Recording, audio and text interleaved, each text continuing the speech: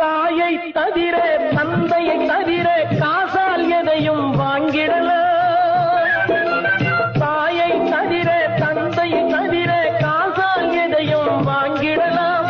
தலையா பூவா போட்டு பார்த்து தலை வணங்காமல் வாழ்ந்திடலாம்.